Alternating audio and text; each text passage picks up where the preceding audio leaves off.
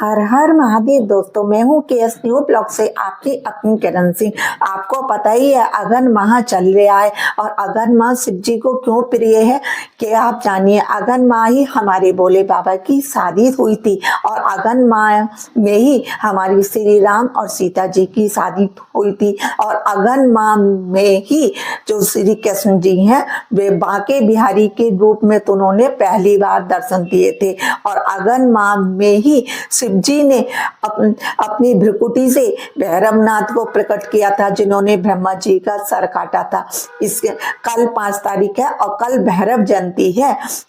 इस अगन माह की कृष्ण पक्ष की अष्टमी को भैरव जयंती होती है। कल भैरवनाथ की पूजा करने का विशेष फल है तो आप सबसे अनुरोध है कल ज्यादा से ज्यादा शिव जी की पूजा करें और भैरवनाथ की पूजा करें। आज तो वैसे भी सोमवार है और सोमवार को श्री मां लक्ष्मी का भी दिन तो होता है। आप सबको पता ही है कि भोलेनाथ ने लक्ष्मी जी को वरदान दिया था और उन्हें लक्ष्मी से श्री मां लक्ष्मी बनाया था। बोलिए हर हर महादेव, श्री शिवाय नमस्तुभ्यम। दोस्तों, मेरे चैनल को प्लीज सब्सक्राइब कर दीजिए और मेरी वीडियो को अंत तक देखना, कभी भी मिस मत करना, अंत तक देखना ना भूलें और सारी वीडियो को शेयर करें, लाइक करें और कमेंट्स जरूर लिखें। मेरे अंदर क्या कमी है, क्या है, जरूर उसमें आप बताइए ताकि मैं अपनी कमियों को सुधार सकूं। और आज शिव पुराण की हिंदी व्याख्या के अंतर्गत मैं रुद्र संहिता के 20वें और अंतिम अध्याय के बारे में आपको बताऊंगी। बोलिए हर हर महादेव, हर हर महादेव, हर हर महादेव। दोस्तों आइए दोस्तों श्री शिव पुराण में प्रवेश करते हैं। आपको तो पता ही है श्री शिव पुराण में 7 संहिताएं जिसमें 24,000 श्लोक हैं और उसकी पहली संहिता विंध्येश्वर संहिता का मैं आपके सम्मुख हिंदी व्याख्या का वर्णन कर चुकी हूँ। अब दूसरी संहिता रुद्र संहिता चल रही है जिसके की सृष्टि खंड, पहला खंड है सृष्टि खंड है, उसके बारे में मैं आपको बता रही हूँ। उसका आज 20वां अध्याय है। 20वां अध्याय भी मतलब वो आखिरी 20वां अध्याय है, उसके बाद षष्ठी खंड समाप्त हो जाएगा है। तो आइए प्रवेश करते हैं शिव पुराण में। बोलिए हर हर महादेव, श्री शिवाय नमस्तुभ्यम, श्री शिवाय नमस्तुभ्यम, श्री शिवाय नमस्तुभ्यम। इसमें 20वें अध्याय में भगवान शिव का कैलाश पर्वत पर गमन और षष्ठी खंड का उपसंहार के बारे में बताया है। ब्रह्मा जी बोले हे नारद, हे मुने, कुबेर के तपोबल से भगवान शिव का जिस प्रकार पर्वत श्रेष्ठ कैलाश पर शुभ आगमन हुआ वह अब प्रसन्न सुनिए।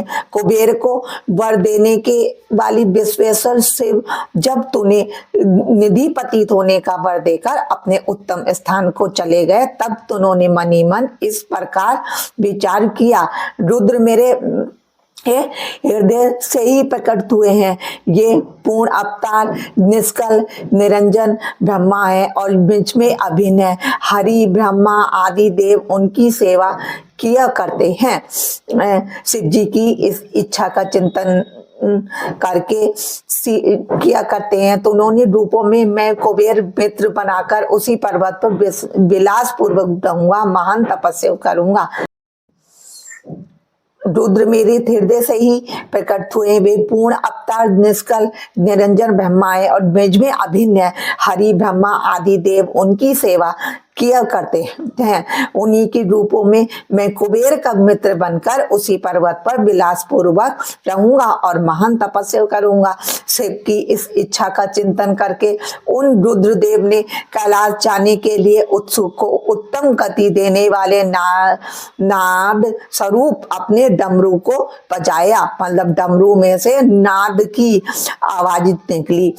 उस ध्वनि को सुनकर सभी ब्रह्मा विष्णु आदि देवता ऋषि मुनि मूर्तिमान आगम निगम सिद्ध वहां पहुंचे और देवता और असुर सब बड़े भाव से बड़े ही उत्साह से भरकर भाए और भगवान शिव के समस्त पार्षद जहां जहां भी कहीं थे वहां से उस स्थान पर पहुंच गए। ब्रह्मा आदि और इंद्र विष्णु की समान अणिमधि अष्टमान सिद्धियों से युक्त करोड़ों सूर्यों के समान देव्यापन सभी गणेश्वर वहां आ गए। विष्णु आदि प्रमुख समस्त देवता वहां जाकर भगवान सदाशिव को देखकर हाथ जोड़कर नतमस्तक होकर उनकी स्तुति करने लगे। बोलिए शंकर भगवान की जय। इस प्रकार विष्णु आदि देवताओं के साथ परमेश्वर भगवान महेश महात्मा कुबेर के प्रेम से वशीभूत हो कैलाश को चले गए। कुबेर ने भी सह परिवार भक्ति पूर्वक नाना प्रकार के उपहारों से वहां आए हुए भगवान शंभु की आदर से पूजा की। तत्पश्चात उसने शिव को संतुष्ट करने के लिए उनका अनुगमन करने वाले विष्णु आदि देवताओं और अन्यायी गणेशों का भी विधि पूर्वक पूजन किया। उस समय विष्णु की प्रार्थना से शिव प्रसन्न हो उठे और कुबेर पर अनुग्रह करके वे कैलाश पर्वत पर चले गए। शुभ मुहूर्त में अपने निवास स्थान में प्रवेश करके भक्त वत्सल उन परमेश्वर ने अपने प्रेम से सबको सनात कर दिया। सभी प्रमुदिक विष्णु आदि देवता मुनिगण और अन्य सिद्ध जनों ने मिलकर प्रेम पूर्वक सदाशिव का अभिषेक किया। सब और जय जयकार होने लग गई, नमस्कार के शब्द गूंजने लग गए। उस समय सिंहासन पर बैठकर भगवान सदाशिव अत्यंत सुशोभित हो रहे थे और विष्णु आदि सभी लोग बार बार उनकी यथा उचित सेवा कर रहे थे।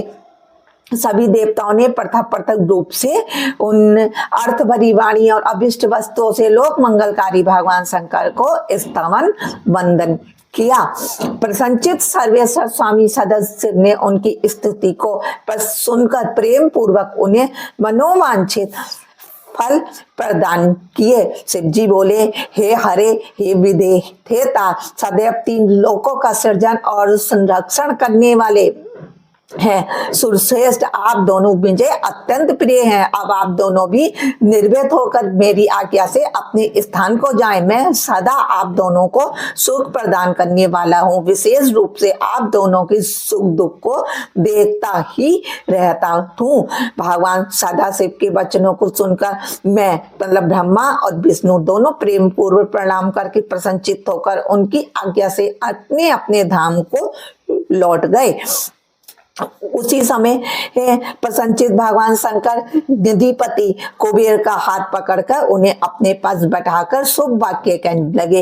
हे मित्र, तुम्हारे प्रेम के वशीभूत होकर मैं तुम्हारा मित्र बन गया हूँ। हे पुण्यात्मन, भय रहित होकर तुम भी अपने स्थान को जाओ और मैं सदा तुम्हारा सहायक रहूंगा। योग परायण, सब प्रकार से स्वच्छंद तथा सदा ध्यान मग्न रहने वाले भगवान शिव अपने गणों के साथ उस पर्वत श्रेष्ठ कैलाश पर निवास करने लगे। कभी वे अपने ही आत्म स्वरूप ब्रह्मा का चिंतन करते थे, कभी योग में तल्लीन रहते, कभी स्वच्छंद मन से प्रेम पूर्वक अपने गणों को इतिहास सुनाते और कभी विहार करने में चतुर भगवान महेश्वर अपने गणों के साथ कैलाश पर्वत कि टेढ़ी मेढ़ी तुबर खाबर गुफाओं कंदराओं में अनेक सुरम्य स्थानों पर प्रसन्नचित्त होकर विचरण करने लगे। इस प्रकार रुद्र स्वरूप परमेश्वर भगवान शंकर, जो नाना प्रकार के योगियों में भी सर्वश्रेष्ठ हैं, उन्होंने अपने उस पर्वत पर अनेक लीलाएं की। इस प्रकार बिना पत्नी के रहते हुए परमेश्वर सदाशिव ने अपना कुछ समय व्यतीत करके बाद में दक्ष पत्नी से उत्पन्न सती को पत्नी के रूप में प्राप्त किया। तदंतर हे देवर्षि महेश उन दक्ष पुत्री सती के साथ विहार करने लगे।